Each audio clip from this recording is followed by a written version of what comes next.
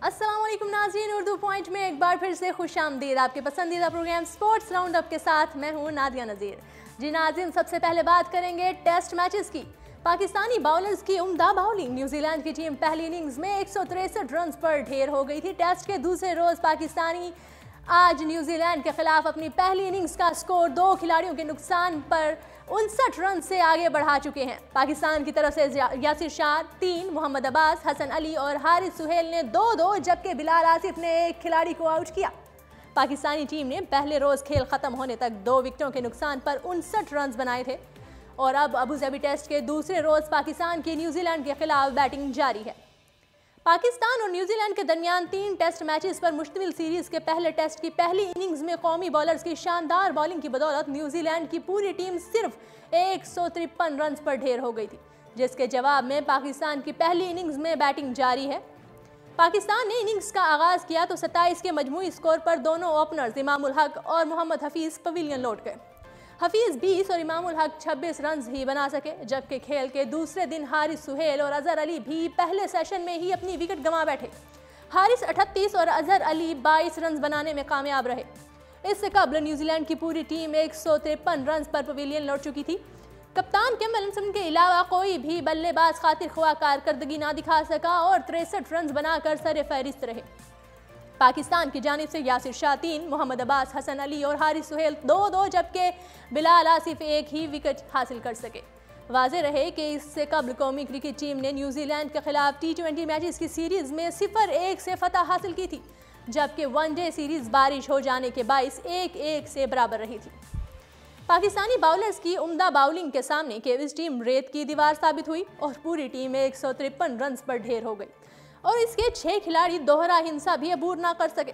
पाकिस्तान की तरफ से शानदार बाउलिंग का मुजाहिरा करते हुए यासिर शाह ने 3, मोहम्मद अब्बास, हसन अली और हारिस सुहेल ने 2 जबकि बिलाल आसिफ ने एक खिलाड़ी को आउट किया। जुम्मे को अबूधाबी में दोनों टीमों के दरमियान मैच शुरू हुआ तो केविस टीम के कप्तान केन विलियमसन ने टॉस जीतकर पहले बैटिंग करने का फैसला किया। न्यूजीलैंड की तरफ से जेत रावल और टॉम लाथम ने इनिंग्स का आगाज किया। केविस टीम का आगाज मायूस कुन रहा और इसके पहले 3 खिलाड़ी 40 के मजमूई स्कोर से कबल पवेलियन लौट गए। जेत रावल न्यूजीलैंड के पहले आउट होने वाले खिलाड़ी थे जो 7 रन बनाकर मोहम्मद हफीज की गेंद पर विकेट कीपर सरफराज अहमद के हाथों कैच आउट हुए। टॉम लाथम दूसरे आउट होने वाले खिलाड़ी थे जो 13 रन बनाकर यासिर शाह की गेंद पर मोहम्मद हफीज के हाथों कैच आउट हो गए। रोज टेलर न्यूजीलैंड के तीसरे आउट होने वाले खिलाड़ी थे जो 2 रन बनाकर यासिर शाह की गेंद पर सरफराज अहमद के हाथों कैच आउट हुए। अपने टेस्ट कैरियर का आगाज करने वाले एजाज पटेल न्यूजीलैंड के आखिरी आउट होने वाले खिलाड़ी थे जो 6 रन बनाकर यासिर शाह की गेंद पर LBW आउट हुए। ट्रेंट बोल्ट 4 रन के साथ नॉट आउट रहे। पाकिस्तानी बॉलर्स की उम्दा बाउलिंग की बदौलत न्यूजीलैंड की टीम 153 रन पर ही ढेर हो गई। जवाब में पाकिस्तान की तरफ से इमामुल हक और मोहम्मद हफीज ने इनिंग्स का आगाज किया। ताहम 27 के मजमूई स्कोर पर इमामुल हक 6 रन बनाकर ग्रैंडहोम की गेंद पर और अगले ही ओवर में मोहम्मद हफीज 20 रन बनाकर कैच आउट हो गए।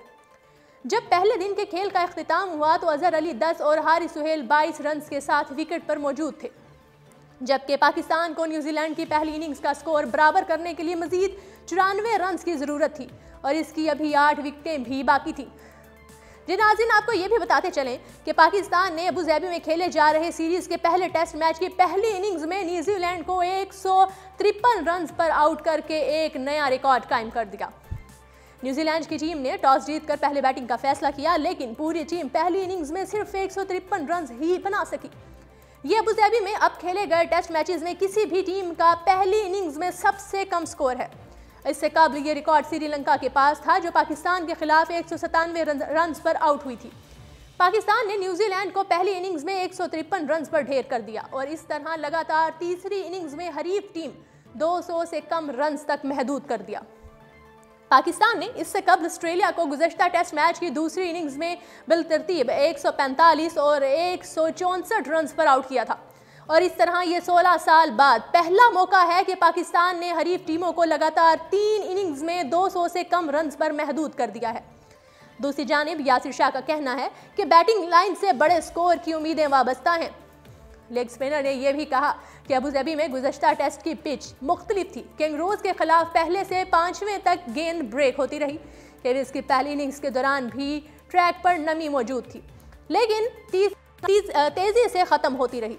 मेरे ख्याल में टेस्ट के दूसरे रोज यानी कि आज पाकिस्तानी बैट्समैनों को क्रीज पर क़याम करते हुए खास दुश्वारी का सामना नहीं होना चाहिए, जबकि इन दो रोज में पिच के बैटिंग के लिए मजीद साजगार होने की तवक्को है। यासिर शाह ने यह भी कहा कि किवीज को कम टोटल तक महदूद रखने में तमाम बॉलर्स ने किरदार अदा किया। पेसर्स और स्पिनर्स सब ने अच्छी लाइन और लेंथ का मुजाहिरा किया। उन्होंने कहा कि इंजरी के बाद टीम में वापसी पर ज़्यादा बेहतर फॉर्म में नहीं था, इस बार मुख्तलिफ प्लानिंग और कोशिश की, अपनी गेंदों की रफ्तार में भी कमी लाया। शुक्र है कि तजर्बा कामयाब रहा और टीम के लिए अच्छी कारकर्दगी दिखाई। जी नाज़रीन, अब आपको बताएंगे कि एशियन क्रिकेट कौंसिल की सदारत बांग्लादेश को मिल गई। एशियन क्रिकेट कौंसिल की सदारत बांग्लादेश को मिल गई, जबकि बांग्लादेश क्रिकेट बोर्ड के सदर नजमुल हसन 2020 तक ये ओहदा संभालेंगे। एहसान मानी की सदारत में एशियन क्रिकेट कौंसिल का इजलास मकामी होटल में हुआ, जिसमें ICC के चीफ एग्जीक्यूटिव भी शरीक हैं। ताहम इजलास में भारत का कोई नुमाइंदा शामिल नहीं हुआ। ACC के रुकन मुल्कों के 33 नुमाइंदे शरीक हैं। उनमें बांग्लादेशी क्रिकेट बोर्ड के सदर नजामुल हसन, CEO निजामुद्दीन चौधरी, श्रीलंकन बोर्ड के chief executive, Afghan cricket board के सदर अजीजुल्लाह फजल, ACC के चीफ एग्जीक्यूटिव शफीक, इमारात क्रिकेट बोर्ड के नुमाइंदे वलीद बुख्तियार के अलावा Kuwait, Saudi Arab, Oman, Bahrain, Qatar, Singapore, Thailand और नेपाल के नुमाइंदे भी शरीक हैं। ACCA में पाकिस्तान की सदारत का 2 साला दौर मुकम्मल हो चुका है। साबिक चेयरमैन PCB नजम सेठी इस मनसब पर रहे। बादजा बोर्ड के मौजूदा सरबराह एहसान मानी ACCA की भी कलील मुद्दत के लिए सदर बने। अब ये ओहदा संभालने की बारी बांग्लादेशी क्रिकेट बोर्ड की है, जिसके सदर नजमुल हसन को सदारत सौंप दी गई है। वो 2020 तक ये ओहदा संभालेंगे। जी नाज़रीन, प्रोग्राम को आगे बढ़ाएंगे और आपको बताएंगे कि सिंध हाई कोर्ट ने T10 लीग पर पाकिस्तानी शहरों के नाम इस्तेमाल करने पर पाबंदी आयद कर दी। मुतनाज़ा T10 लीग अब पाकिस्तान के किसी शहर का नाम अपने मफाद के लिए इस्तेमाल नहीं कर सकती। हाई कोर्ट कराची, कराचीन्स, किंग्स या इसके मिलते जुलते नामों के इश्तिहारात भी जारी नहीं किए जा सकते, लेकिन इंतजामिया की जानिब से कराची या मिलते जुलते नाम इस्तेमाल न करने की यकीन दहानी। मुताज़ा T10 लीग अब पाकिस्तान के किसी शहर का नाम अपने मफाद के लिए इस्तेमाल नहीं कर सकती। सिंध हाई कोर्ट के फैसले ने T10 लीग पर पाकिस्तानी शहरों के नाम इस्तेमाल करने पर पाबंदी आयद कर दी। अदालती फैसले के मुताबिक T10 लीग में कराची, कराचीन्स या इससे मिलते जुलते नाम इस्तेमाल नहीं किए जाएंगे। अदालत के मुताबिक कराची, कराचीन्स, किंग्स या इससे मिलते जुलते नामों के इश्तिहारात भी जारी नहीं किए जा सकते। मुतनाज़ा T10 लीग इंतजामिया की जानिब से कराची या मिलते जुलते नाम इस्तेमाल न करने की यकीन दहानी करवाई गई है। माहिरीन ने सिंध हाई कोर्ट के फैसले को काबिले सताइश करार देते हुए कहा है कि इससे पाकिस्तानी क्रिकेट के माली मफादात महफूज होंगे। वाज़िया रहे कि T10 लीग पहले ही कई मुश्किलात का शिकार है। गुज़श्ता दिनों T10 लीग के पहले सीज़न का बड़ा स्कैंडल सामने आया, जब ICC ने करप्शन के इल्ज़ामात पर साबिक श्रीलंकन क्रिकेटर दिलहारा को मुअत्तल कर दिया था। याद रहे कि ऑलराउंडर शुएब मलिक ने भी गुज़श्ता दिनों T10 लीग ना खेलने का ऐलान किया था। पाकिस्तान क्रिकेट बोर्ड भी मुतनाज़ा लीग पर तहफ़्फ़ुज़ात का इजहार कर चुका है, जबकि इसके लिए फंडिंग का मामला भी वाज़े नहीं। जी नाज़रीन, खेलों की खबरों में अब बात करेंगे दोस्ताना फुटबॉल मैच की। फ़लस्तीन के हाथों दोस्ताना फुटबॉल मैच में पाकिस्तान को शिकस्त। पाकिस्तान फ़लस्तीन दोस्ताना फुटबॉल मैच में कौमी टीम को फ़लस्तीन ने 1-2 से हरा दिया। रामुला में होने वाले इस दोस्ताना मैच में पाकिस्तानी टीम ने मैच के आगाज़ में इंतहाई उम्दा खेल पेश किया और जहां टीम 70वें मिनट में कप्तान सद्दाम हुसैन के खूबसूरत पास पर हसन बशीर के जरिए गोल करने में कामयाब हो गई। बादजा फ़लस्तीन टीम ने उम्दा कम बैक किया और पहला हाफ ख़त्म होने से चंद मिनट कबल मुकाबला 1-1 गोल से बराबर करने में कामयाब हो गई। दूसरे हाफ में दोनों टीमों ने एक दूसरे पर बरतरी हासिल करने की भरपूर कोशिश की, लेकिन 78वें मिनट में फ़लस्तीन के नाज़मी उल बदीक ने गोल करके टीम को बरतरी दिलाई, जो कि खेल के अख्तिताम तक बरकरार रही। याद रहे कि पाकिस्तान और फ़लस्तीन की फेडरेशंस ने 2 तरफ़ा मुआहिदा कर रखा है, जिसके तहत पहले फ़लस्तीन की टीम पाकिस्तान आई थी और लाहौर में खेला गया दोस्ताना मैच बगैर किसी गोल के बराबर रहा था। जी नाज़रीन, फुटबॉल के बाद अब बात करेंगे हॉकी वर्ल्ड कप की। वर्ल्ड कप के लिए कौमी टीम को भारतीय वीज़े जारी कर दिए गए। खिलाड़ी Irfan junior, head coach Tauqeer Dar और कोच दानिश कलीम को ताहाल वीज़े जारी नहीं हो सके।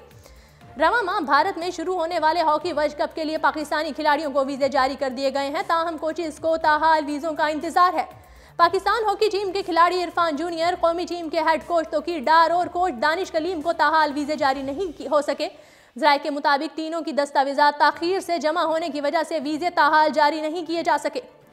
ज़राए का कहना है कि वीज़े अगले हफ्ते जारी हो जाएंगे और पाकिस्तान हॉकी टीम 21 नवंबर को भारत के लिए रवाना हो जाएगी।